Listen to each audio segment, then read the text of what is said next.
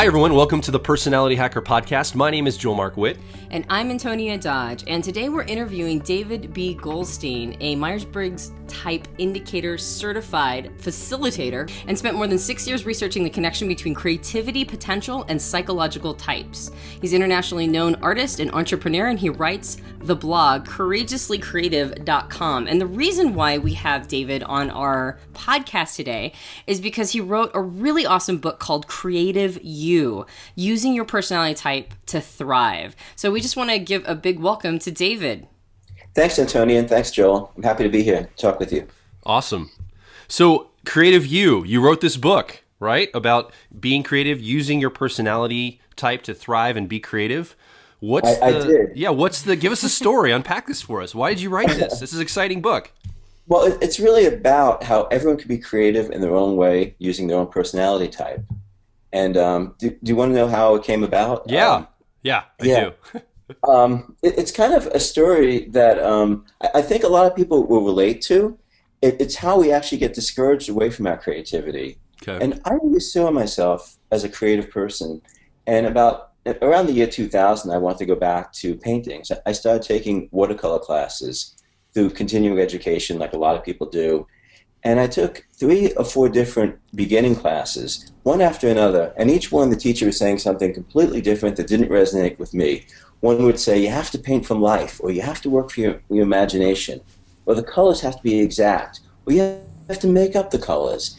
It was amazing to me, as an adult, to hear these people say, this is exactly how art should be. And a lot of people getting discouraged, a lot of people were dropping out. I kept trying because I really did want to try. And then I took a class. I had the courage to take a class with an advanced teacher, and her class was all about learning our personality. About learning our own personal style. Yeah. And she gave out a questionnaire of 103 questions so we could understand ourselves and our own style. And at the same time I was doing that, I was learning from my neighbor, Otto Kroeger. Now, Otto, I think you guys are familiar with him. He was a world-renowned expert on psychological type.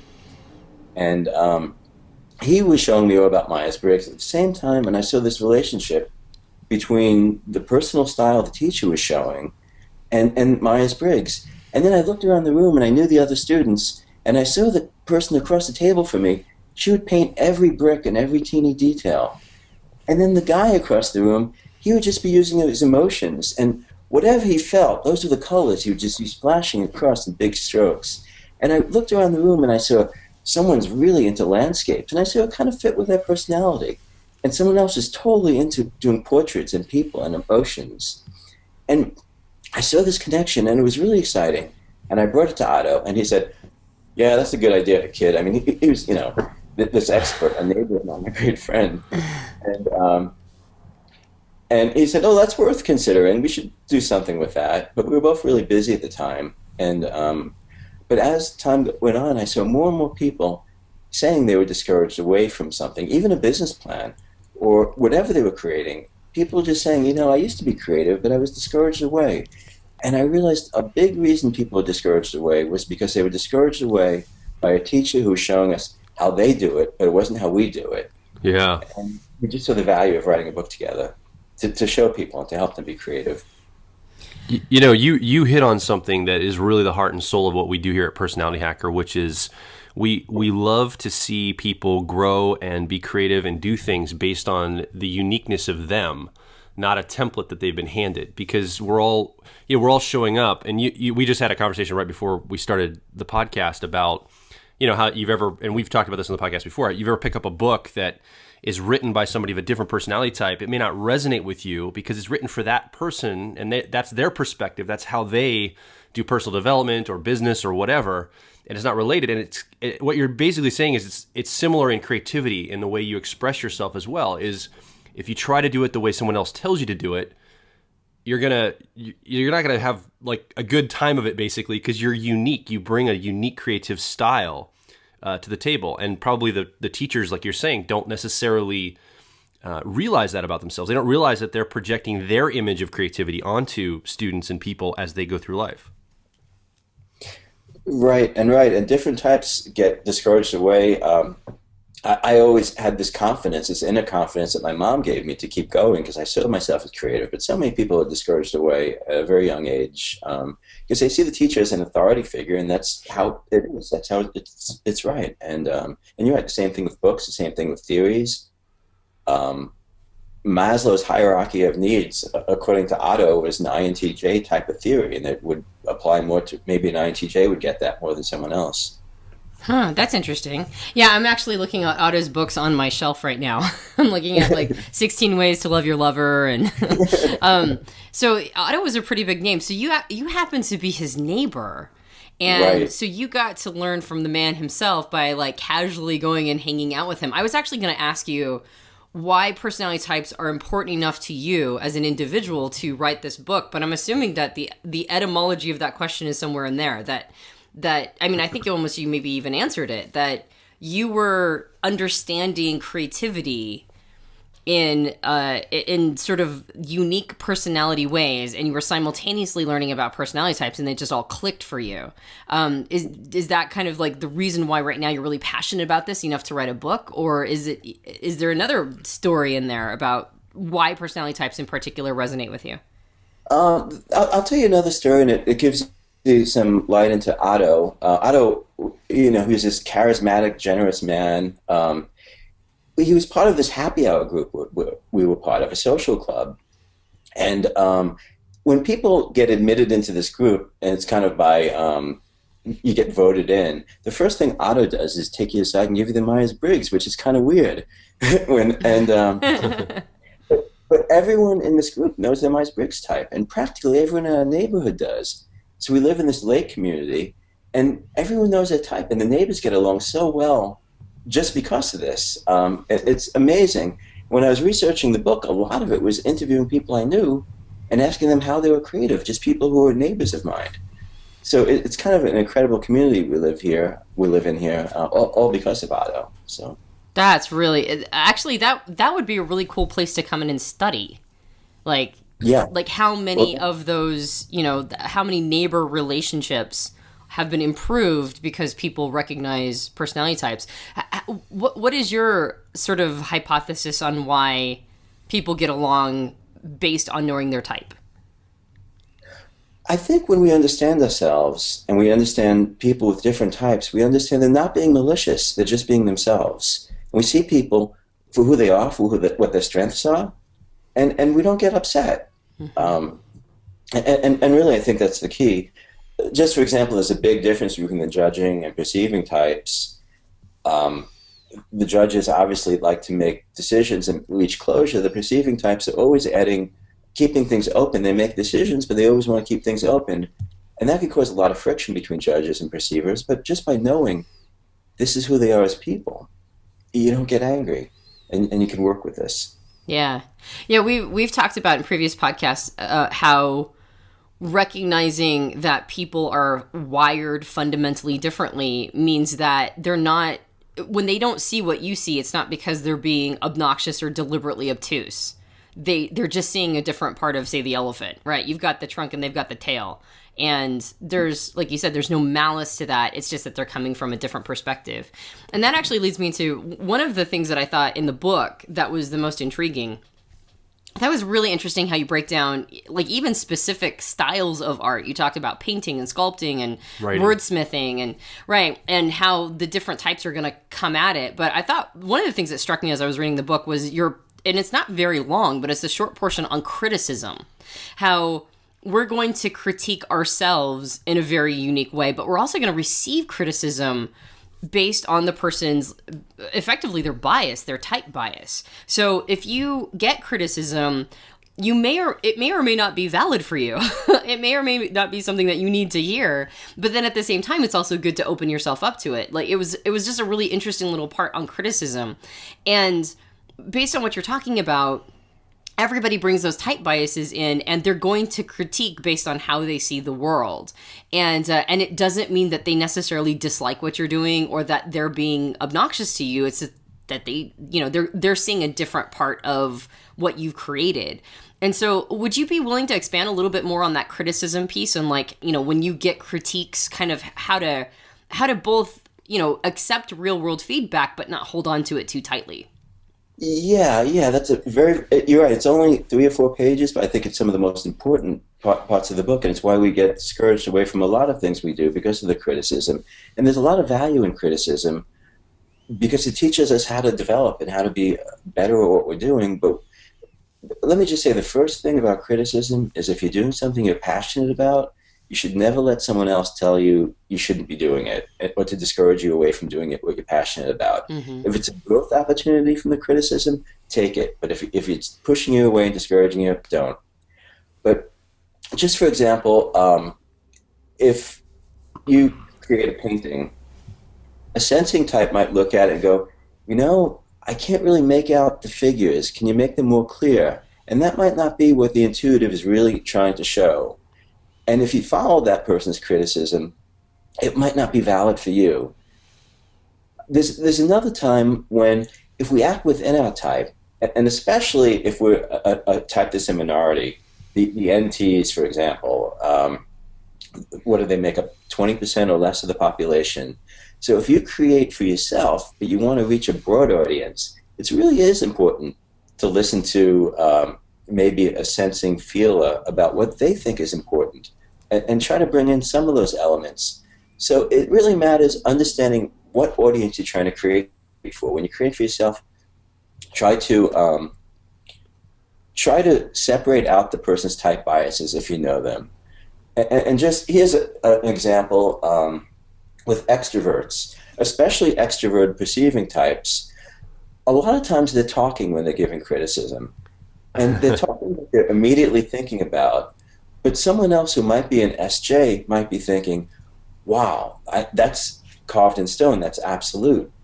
And actually, Otto used to tell a story about a general, an EP general, an extrovert perceiving general, who would, for example, say, oh, wouldn't it be nice if the foxhole was on the other side of the camp, and then all the soldiers would listen to him because he was an authority figure and move the foxhole to the other side. And he would say that loud, and the next day he'd say, well, wouldn't it be nice if the latrines were somewhere else and the troops would just move everything? And if you're listening to the criticism, you should be thinking, is that what they really want? Is that really important? Is that an order, or is that something I need to think about myself? Oh yeah. We actually had something a little bit. So someone came, one of our friends who is, she's actually an ENTJ, came to our website and she looked at it, and within a moment she said, "This is ugly. This is boring. I would never come to this website." And that was the end of it. Like she didn't even like think about it. She just judged it immediately and made a comment on it. And the two of us kind of had a little bit of a back and forth. It kind of like we had to struggle with this for a little bit because she was coming with an opinion or a criticism of the creative element of the website, the way it looked here at Personality Hacker. But I think it was just, she's TE primary. She's a person who makes decisions very quickly and wants to kind of get her opinion out there without really thinking through why she was saying it. I think it was just her gut reaction at the moment. Right. Well, TE primary is extroverted thinking or effectiveness in the genius system. And so effectiveness drivers have a tendency to be very, they have a tendency to make split decisions. But I know as an EP myself, as an extrovert perceiver, I'm an ENTP. Joel, you're actually talking to two EPs. You're talking to an ENTP and an ENFP. And I have on more than one occasion, just to kind of back up what you're saying, just started talking. And I have, because I'm an NT, I have a tendency to talk with authority, even if I have no idea what I'm saying. And and so I'm saying something with just like mountains of authority in my voice, and I'll get 3/4 of the way through my thought and I'll go, oh yeah, I don't believe that at all, right? Because like, now I've heard it, right? Like now I put it in the outside world, my ears heard it, right? And so I'm like, yeah, no, that doesn't sound right. So I'll have just said something that sounds like I've spent, 10,000 hours thinking about it, and I'm absolutely certain. Oh, yeah. And that's how my voice that's how my voice intonation indicates how I feel. But I'll get 3/4 of the way, and I'm like, yeah, no, I don't believe that at all. Never mind. I totally don't believe anything I'm saying.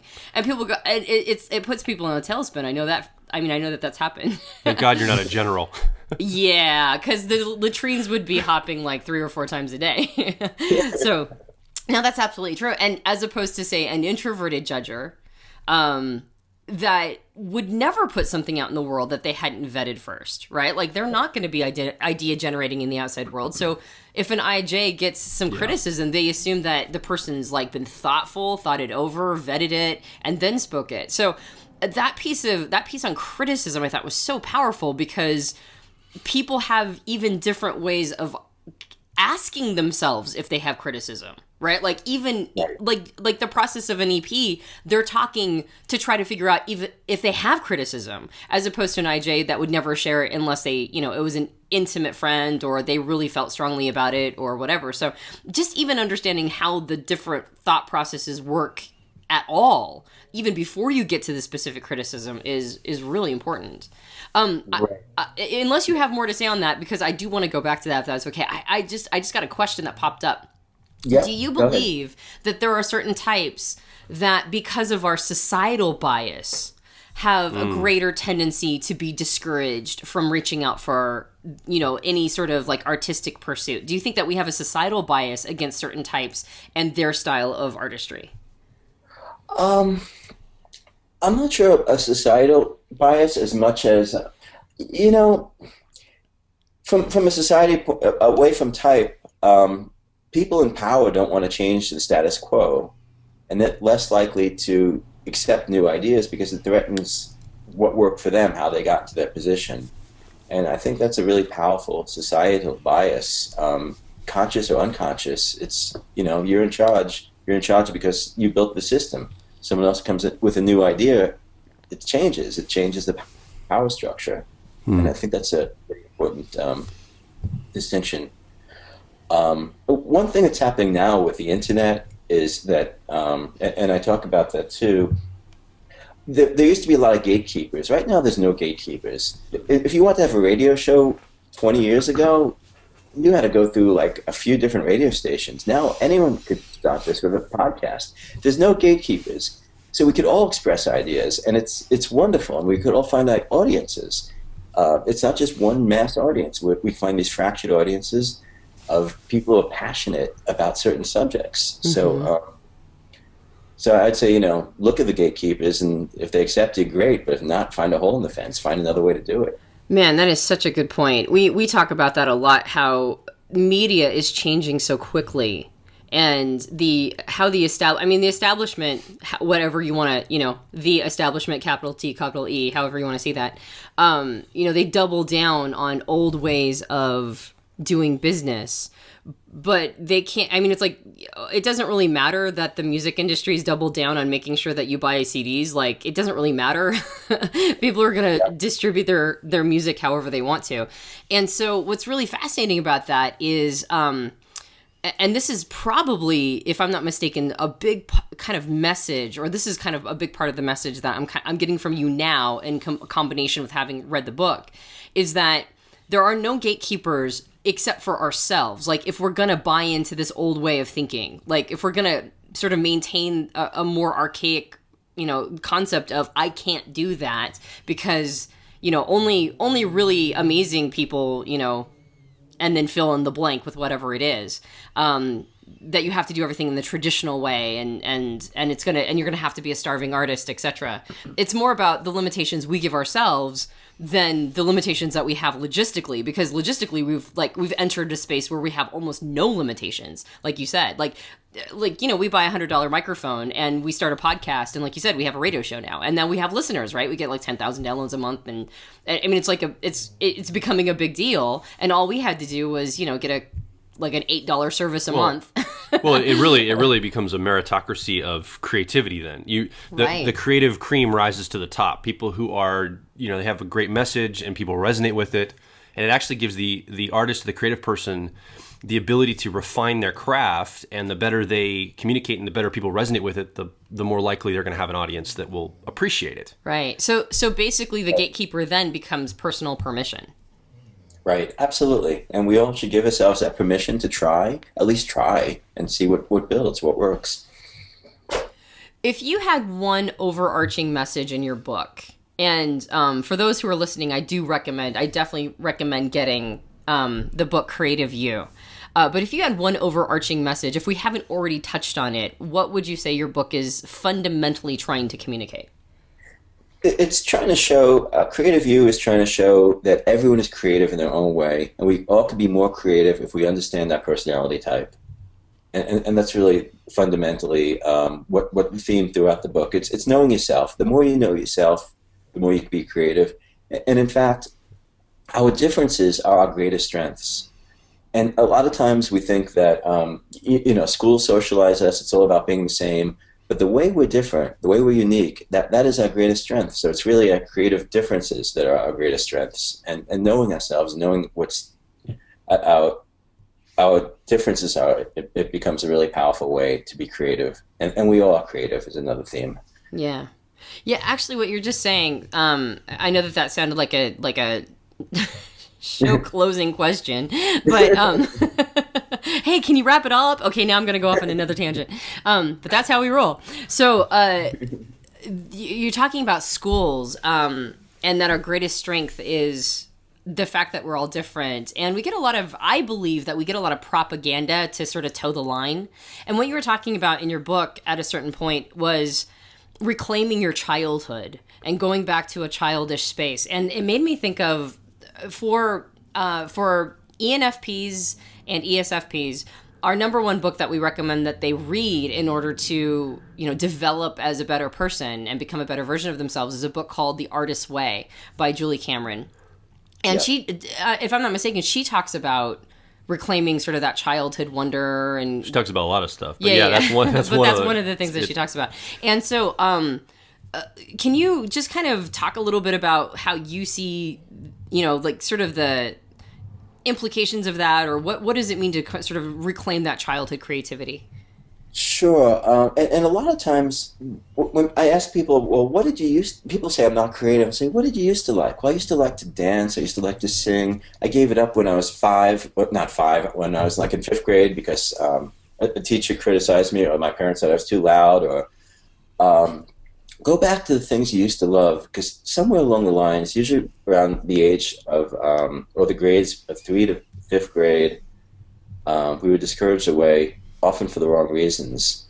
And I actually call it regifted, almost like if you give a gift, what the phrase regifted is about. And regift it to yourself. Take it back. Take back what you had as a child. Yeah. When I read Julie Cameron's book, The Artist's Way, and I spoke to some Artist's Way groups, and I'm very familiar with it. I actually met her a business partner at one point. But when I read the book, it didn't resonate with me. Parts of it did, but parts of it didn't. And I believed it was more of an NF type of thing. I would say FP, very much FP, very introverted feeling. We call it authenticity, but a very introverted feeling, which is why we feel like ESFPs and ENFPs would probably be best served with the book, because it really helps them go to that auxiliary or co-pilot process. But yeah, I could see, because you're an INTJ, so that would be your tertiary. An important point, and we outlined some of this, if you know your personality type, seek out people with similar types to you as role models. Find the books they wrote. Mm-hmm. And that's a really powerful thing. I believe Paul Cézanne was an INTJ, and I'm reading his old letters, and it's fascinating to me how he was thinking about the creative process. And if you weren't an INTJ, you might not think twice. It's hard to read, and you have to really think about it. And I read like 1 or 2 letters a night and think about it for 3 days and go back to it. But that's my process. But find role models with similar types to yourself, and that becomes more powerful. Learn from them what worked for them, what they figured out. Yeah. Or people similar, I would say, too, because, I don't know if you've heard of, I'm assuming you have, but Linda Barron's, in her books, Interactive Style, she talks about power pairs. And for an ENTP, INTJs are supposed to be their power pair. And I've noticed that some of the INTJ writers that I read, because my creativity is all in, sort of, combining systems together. I get massively, I start drooling and get really horny whenever I find a new model or system, right? And so for me, I've discovered that my creativity is all about combining systems and models and understanding how they overlay on top of each other. And I've seen a lot of INTJs just have this retinue of models in their pocket. And so one of my favorite people, I quote him constantly on our podcast, but it's Robert Anton Wilson. And every time I listen to him or read anything he's written, like I just, like I'll go in practically into a trance because I love it so much. And so it's also finding complementary styles, not just people of your exact same type, I would think, but also people who are very complementary to your type. But it's a matter, I think, again, it goes back to going, well, if this isn't resonating with me, it doesn't mean that I'm doing it wrong. This might just be somebody who is coming at it from a place that is just not, that's not where my creative source is. Very well said. Yes, absolutely. So we have a lot of intuitives that listen to our podcast that are part of the community here at Personality Hacker. And in your book, you start to go into some of the differences between NTs, intuitive thinkers, versus NFs, intuitive feelers. And would you just spend maybe a few moments here just kind of giving some ideas on just specifically the two intuitive, temperaments? Could you just give some ideas on the differences maybe you've seen, so maybe some examples maybe you've seen of creativity coming out for them? Because I think there's really some magic in this and how you've presented it. Yeah. Sure. And I don't know exactly what pages, but let me approach it this way. To me, it seemed as though someone like Claude Monet was an NT, and someone like Turner, a very famous painter who did these landscapes, was an NT. They were technical. They used technology. Monet, the Impressionists used the technology at the time. Tubes of paint were new. They allowed the artists to leave the studio for the first time. That was like new technology. It was like Wi-Fi. They could actually roam the countryside instead of staying in the studios. Someone like an NF was someone like Matisse, and his creativity was all about people and showing people and their emotions and how they felt. And someone like Edvard Munch had said that creativity or nature is formed in the image of one's own mood. It's really about themselves. And let me go back. I'm kind of rambling on this question a bit, but for the NTs, they're proving competency, what they're creating. And the NFs, they're expressing their identity. Mm-hmm. The NTs, they show universal meaning. They're trying to show universal meaning, while the NFs are trying to express personal meanings. Mm-hmm. And that's a really big point. And it's about themselves for the NFs. And you hit on something that actually it brought another idea to mind. I used to be, well, and I still am, into photography a lot. And I remember reading Ansel Adams' autobiography, and I'm guessing Ansel Adams, based on what anecdotal speaking, I'm guessing he was probably an NT, and he's got a chapter in there where he and another famous photographer, Edward Weston, were out photographing together. And Ansel Adams invented a lot of technical photographic methods, like the zone method and other ways to measure the way to expose photos and be able to get really accurate, precise photographs. And he and Edward Weston are out photographing one day, and Edward Weston's kind of just guessing at the way the exposure is going to work. And I'm guessing Edward Weston was probably an NF. He kind of just felt his way through it. And Ansel Adams was like, well, how can you do that? You need to be scientific and go about this in a very pragmatic way. And Edward Weston's like, yeah, but I feel my way through it, and I just kind of know the exposure just based on experience. And it was, I think, a very illustrative point of exactly what you're saying is also maybe on the approach to how they're creative is also indicative of if they're an NT or NF, if they're an intuitive type, obviously. And you can kind of see that bear out in just that story, for example. So I bet it's probably not just in, the result, the result, but also in the method, the approach they take to being creative. Absolutely. And it's funny you talk about that story. Ansel Adams was a hero of mine growing up, and Edward Weston was not. I'm not sure. I hadn't really thought about it, but I see it everywhere you look. The difference in the creative process. Yeah. Introverts, for example, might try to create things that are more concealed, and I like to think like Intel inside, the coding, the computer code. Someone who's an extrovert might create something more like a Super Bowl ad that everyone will see, or skyscrapers. They might be a land developer. And it's a way of thinking. It's in the process. Do they work spontaneously, or do they work from a plan? It's a big part of our creative process. And so many people say you have to work from an outline if you're writing a book. Others say, well, I like my characters to just go along and find their way.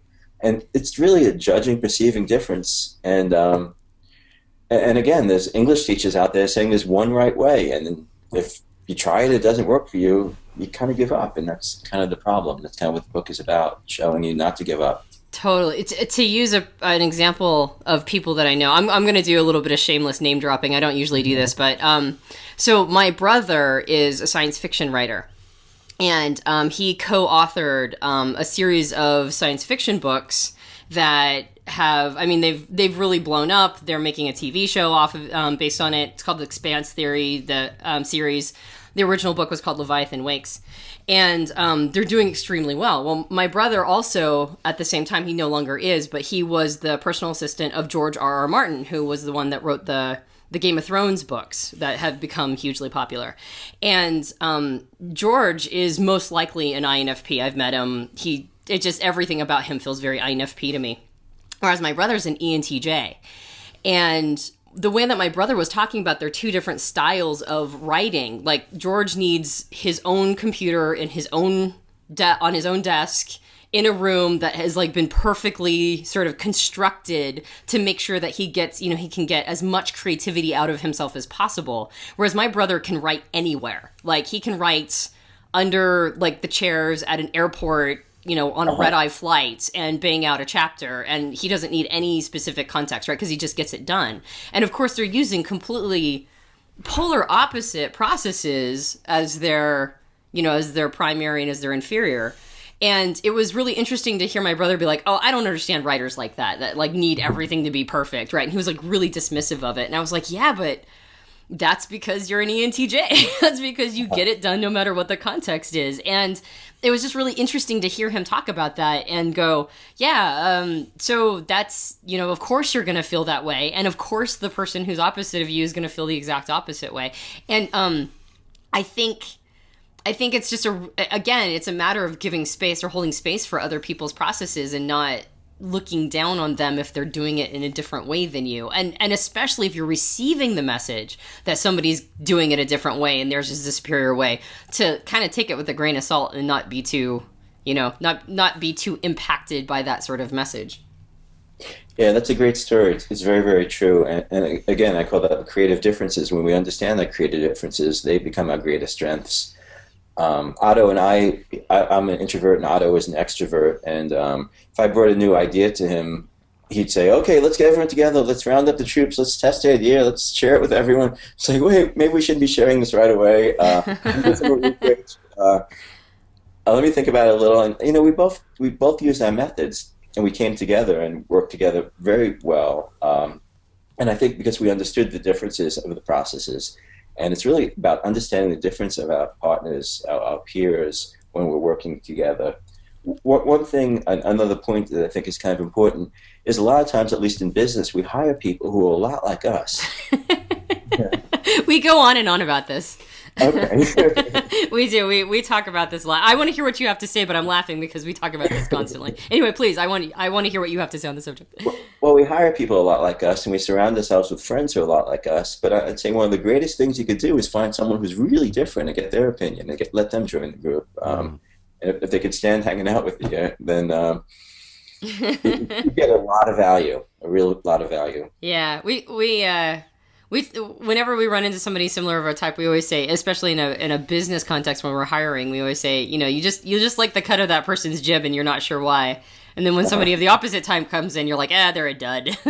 And that second person is probably who you needed. I just want to, one more thing. I just want to kind of talk about Muses. And this is, I don't remember reading this in your book so much, but I think the message was still there. But like the things that you use to inspire yourself, like people's artwork. And you were just kind of talking about it, like the heroes, find a hero that's close to your type to use for inspiration.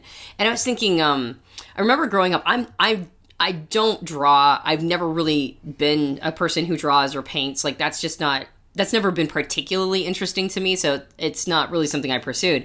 But I remember I've always enjoyed writing, and I've always enjoyed like sort of systems thinking and putting systems together. And I would look at a picture or drawing by M.C. Escher.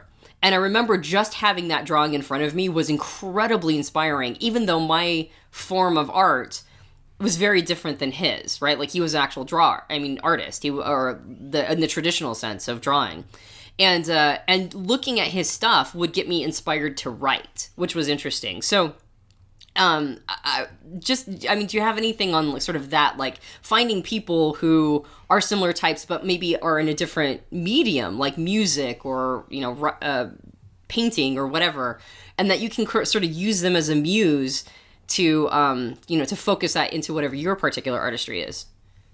Sure, I think we're inspired by everything around us, and the greater the diversity of experiences we have, the greater we could connect the dots and put things together in our own way. If we're either an intuitive or a sensing type, it's about collecting a library of what exists and how it could be used, and building on it. And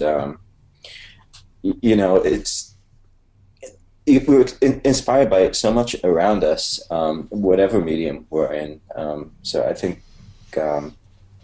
that's really what I have to say about that. So you've been going around and talking with people, promoting the book, talking about the subject, and I'm putting you on the spot. We haven't talked about this ahead of time, so if you don't have anything off the top of your head, I totally understand. But do you have any stories of people that have given you feedback? Anything that's resonated? Any real themes that have come up over and over again? You know how you put something out in the world, and then you might be surprised at the things that people are taking away over and over again. That you're like, I guess they're taking this away. I didn't necessarily intend this, but they're taking this away. Or any anecdotal stories of how people are responding to some of these ideas and being creatively unique to yourself.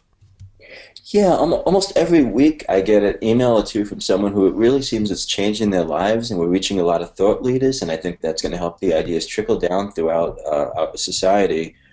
But so let me tell you about one person who I interviewed for the book. Good. She is ESFP, and she always had these great ideas, and she'd always be sharing her ideas with me, but she'd never really follow through with them. And after she had read our book and I talked with her, she realized, she needs to collaborate. It's not just about herself. In fact, she didn't even see herself as creative when I met her, even though she is very creative. She would look at a situation and just figure out a better way to do it.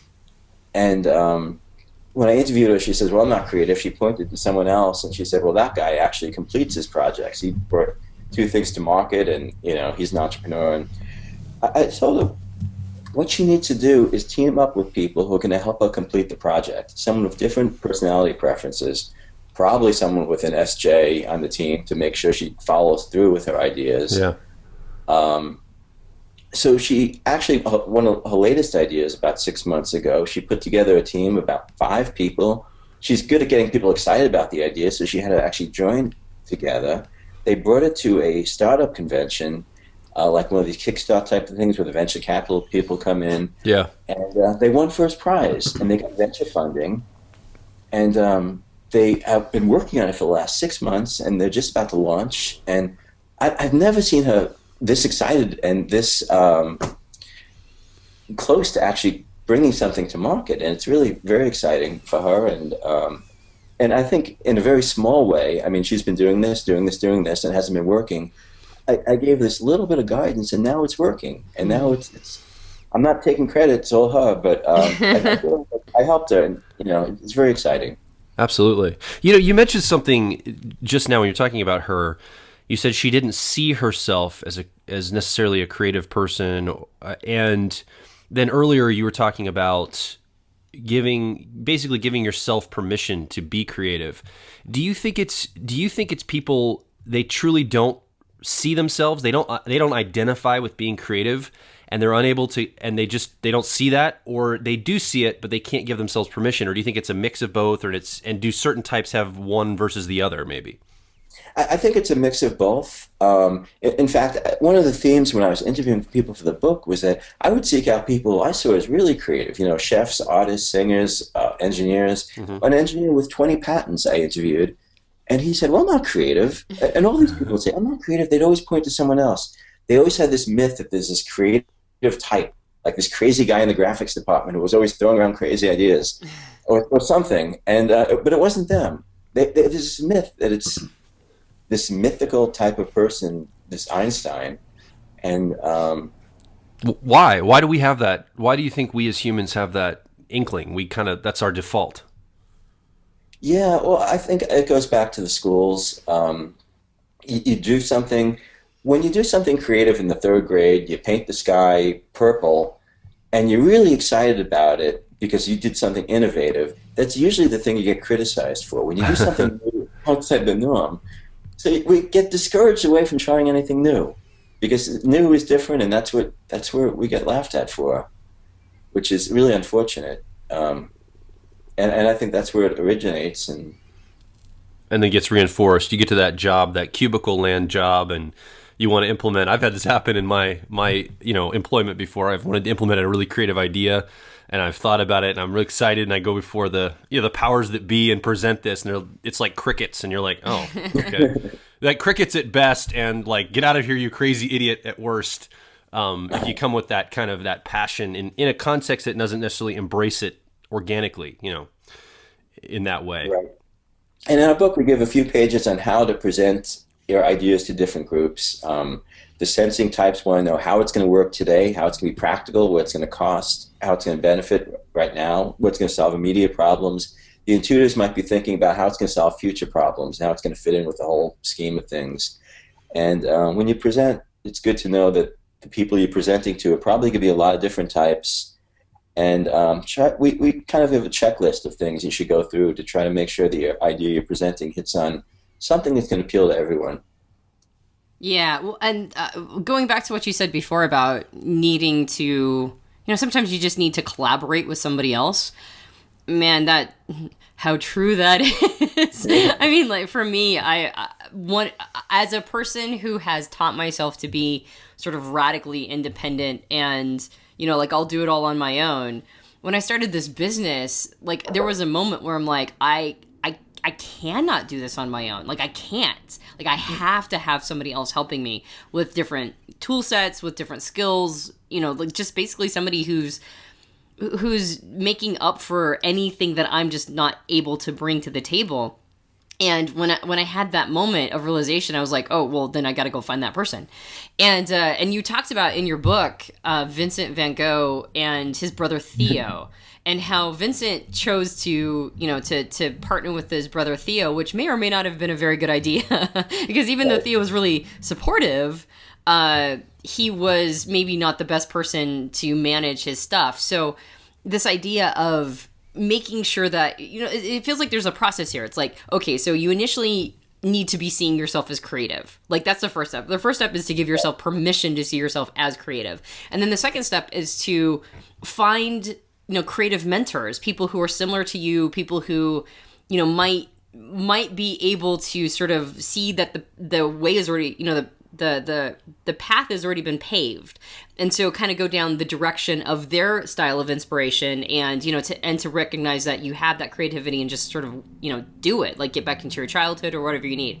And then the third step is to partner with somebody. If you discover through your creative process that you're, say, not able to complete because you're just this major perceiver, or or whatever style you are, whatever bias you're coming with, find somebody who makes up for those deficiencies. And then the fourth step is to live your art, to be the person who is creative all the time, and to fully embrace that creative side of you. So it's sort of like a process of going through, from permission to completion, making sure that the whole way you're doing it on your terms, that you're doing it with a view towards your unique individual type. Absolutely. That's such a great summary. I can't wait to listen to this later and hear that again. That's wonderful. Yeah, absolutely. All right, cool. That's what I do. All right. Well, I just really, first of all, before we wrap up, I just really want to thank you for coming on and talking about your book and talking about your perspective, your experiences, your story, how you've impacted people. I just really want to, thank you for taking the time to talk with us about that. Thanks so much, Antonia and Joel. Yeah, and is there any like last, maybe things since you've written the book that you've gotten, any last comments you want to make, things we haven't asked you that you're like, I wish they'd asked me this. I would have loved to say this before we go. And at the same time, also let us know how people can get a hold of you, or reach out and find more of your stuff. Obviously, I'm guessing the book is available in bookstores and on Amazon and all that. But feel free to pitch yourself too. Let us know a little bit about where people can find you. Sure. I could be found throughout the web if you search for Creative You. We're on Amazon. My website is probably the easiest way, davidbgoldstein.com. B is important because there's a lot of David Goldsteins. But if you search for David Goldstein and creativity with David Goldstein and artist through Google, I'll come up pretty fast. There's a lot of articles on the web Sure. and things. But one thing is that it's really important for us to all know that we're creative. It's important that we keep our children creative as they grow up, and we wrote a chapter on that too.